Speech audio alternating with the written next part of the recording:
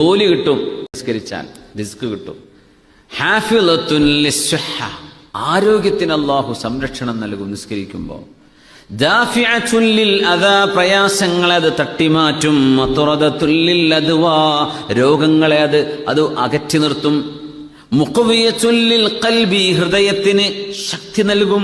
മുബയ്യിദത്തുൻ ലിൽ വജ്ഹി, മുഖത്തിനത് പ്രകാശം നൽകും. മുഫ്രിഹത്തുൻ ലിൻ നഫ്സി, മനസ്സിന് സന്തോഷം നൽകും നിസ്കാരം. മുദ്ഹിബത്തുൻ ലിൽ കസൽ, മടി ഇല്ലാതെയാവും. മുനശ്ശിതത്തുൻ ലിൽ ജവാരിഹി, നിസ്കരിക്കുന്ന മനുഷ്യന്റെ അവയവങ്ങൾക്ക്, കൈകാലുകൾക്ക് ഉന്മേഷമുണ്ടാകും. മുമിദ്ദത്തുൻ ലിൽ ഖുവാ, മനുഷ്യന്റെ കഴിവുകളെ അത് പരിപോഷിപ്പിക്കും. ശാരിഹത്തുൻ ലിസ്സദർ, ഹൃദയത്തിന് വിശാലത ഉണ്ടാകും. മുഗദ്ദിയത്തുൻ ലിർറൂഹി, അത് ആത്മാവിന് പോഷണം നൽകും. മുനവ്വിറത്തുൻ ലിൽ ഖൽബ്, ഹൃദയത്തിന് വെളിച്ചം നൽകും. ഹാഫിളത്തുൻ ലിന്നിഅമ, അല്ലാഹു നൽകുന്ന അനുഗ്രഹങ്ങളെ അത് നിലനിർത്തി തരും. ദാഫിഅത്തുൻ ലിന്നിഖമ, അല്ലാഹുവിന്റെ ശിക്ഷയെ അത് തട്ടിമാറ്റും.